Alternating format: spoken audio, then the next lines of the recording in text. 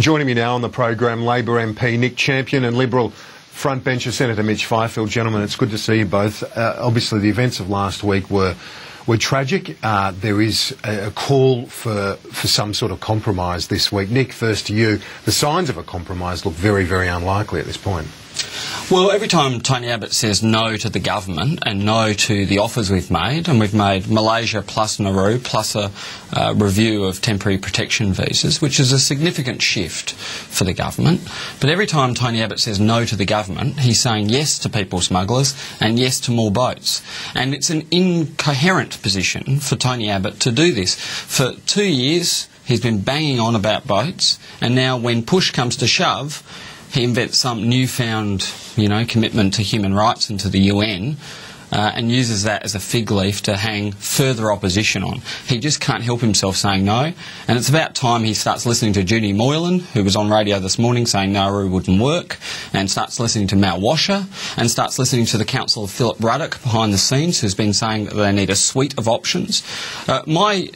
Look, I think the Liberal Party, if they were to win government, would be back here in the Sky Studios arguing for the Malaysian Transfer Agreement and arguing that they need it on top of Nauru. That's the reality of the situation. It's about time he started compromising. Well, I'll come back to you in a moment, Nick, on the implications for the government, because there's a government in office and eventually you'll be held accountable for the failures of this policy. But to you, Senator Fifield, isn't it incumbent upon both sides of politics now to sit down and come up with something that at least is a change of policy? Your colleagues, Mal Washer, Liberal MP Judy Moylan, I'm sure others agree with them, but they've said openly, publicly, that there needs to be recalibration of the discussion on this issue. Well, there is no innate virtue in compromise in and of itself. There is no innate virtue in change for change's sake. You want to change to policies which will work. We know what will work because when we were in government, we put in place offshore processing, temporary protection visas, and a government that had the strength of its convictions. The current government set about systematically dismantling those effective policies. We know that. I'm not sure we do. Because I think most people in Australia recognise that the Labor government dismantling those policies has certainly had an impact, and we've seen the flow of boats. It's the reality. Well, let's talk. Yeah, no. Well, I think a lot of our viewers would already come to that conclusion. Let's move on. Let's talk about today. There was a tragedy last week on the high seas last week, north of Christmas Island. How about the parties sit down and talk about some sort of change, because the status quo is ridiculous.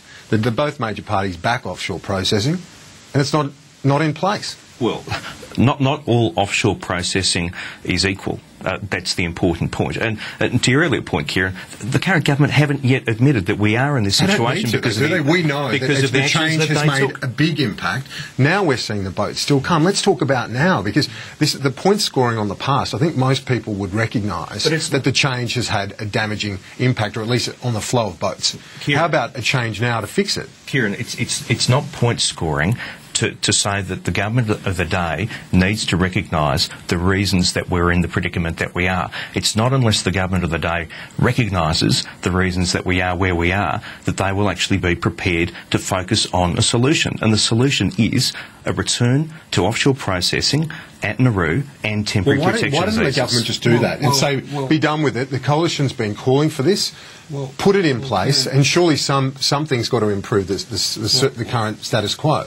Kieran, I'm happy, right, if it makes Mitch and the Liberals feel better, I'm happy to say that Labor and the country has traversed an interesting path on this, because in 2007 we did change the laws, and the Liberal Party in the Senate went along with it. They could have disallowed it, they could have opposed it, but they went along with it as well. And I think most people in the country hoped that we could be compassionate and that we could have if you like, a more not lenient, but a more decent system. Unfortunately, what we've found is that there's been this organised people smuggling trade, and they've taken advantage of that. And we have significantly changed our position.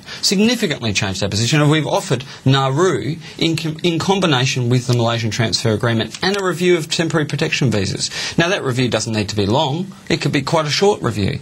And it would seem to me that these are significant policy concessions for us to offer, and we offer them in goodwill because there are people floating in the water to the north of this country. Because I went to Christmas Island and stood on the cliffs there and saw, the situation that border protection forces face. This is a terrible situation. I don't think anybody would have predicted that we would end up in this place, but we have. Okay, well, let me ask you that.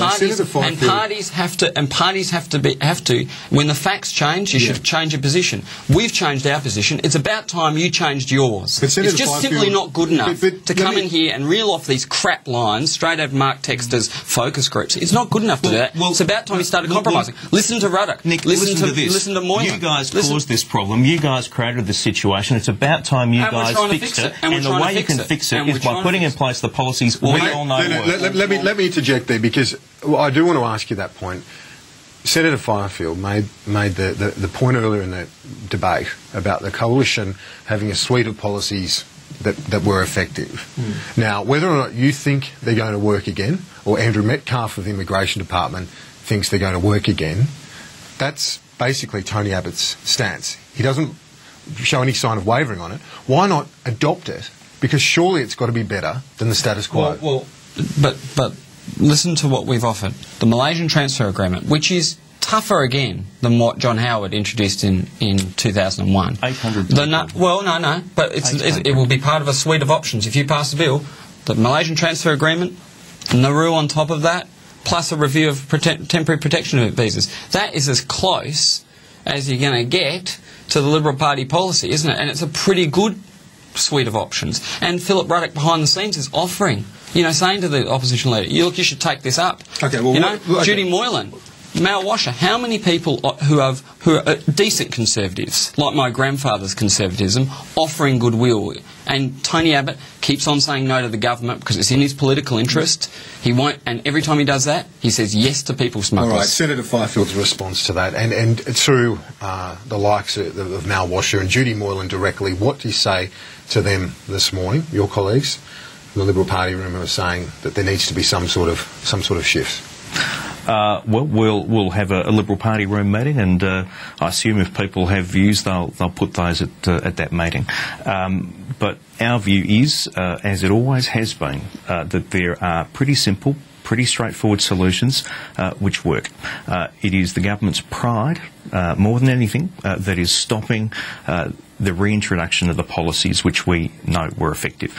Malaysia, we don't think should be part of the solution because it's taking only 800 people. We've had 12,700 people arrive since Julia Gillard became Prime Minister.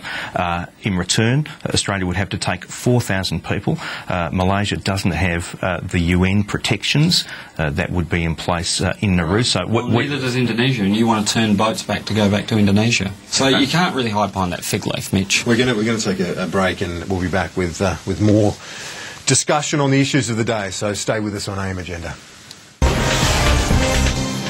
This is AM Agenda. With me this morning, Liberal frontbencher Senator Mitch Fifield and Labor MP Nick Champion. Nick, the news poll today, before the long winter break, the last one, start of this parliamentary week, the news gets no better, does it?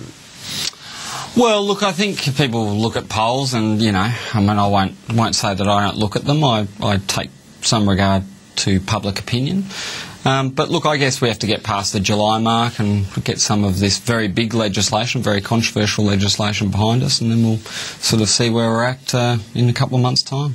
So you're hoping that beyond July the 1st and the carbon tax that things aren't as bad as what they've been made out to be? Well, look, I think inevitably this scare campaign, people tend to give the benefit of the doubt against the government, I think, in the first instance, and I think this was found in the GST, and then post the change, people become more comfortable with it, and it becomes the status quo. The then question will be, well, how do you unscramble an egg? And I think that will be the question for the opposition. And, of course, they want to also get rid of pension increases, they want to get rid of the tax-free threshold increases. So, if you like, it will become a different argument for both the government and the opposition as we move into the next period. Well, given where the polls are at, Senator Fifield, I'm interested. Phil Curry in the Herald today says that given how far ahead Tony Abbott is, he may as well reach compromise on a few different things. It's not going to hurt him politically. If it does, it's hardly going to be that damaging given the dominant lead, and it might help you start solving issues like the asylum seeker issue that you're going to face when you hit office anyway. Look, we're not afraid of working with the government where there is genuine goodwill and a good policy outcome will be achieved. The National Disability Insurance Scheme is a good case in point. So we don't fear working with the government of the day. But I think what we've seen in the polls is that it doesn't matter how much money the government is splashing around in household assistance packages or how much money is spent on government advertising, the Australian public don't look at just what the government says. They actually look at their actions, and they don't like what they see. They don't want a carbon tax, and that's coming through clearly.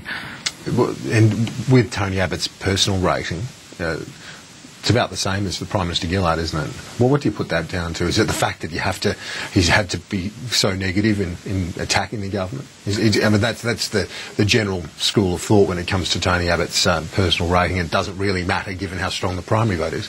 Look, what matters is the two-party preferred vote. Opposition leaders are seldom people who have their posters, on bedroom walls in people's houses.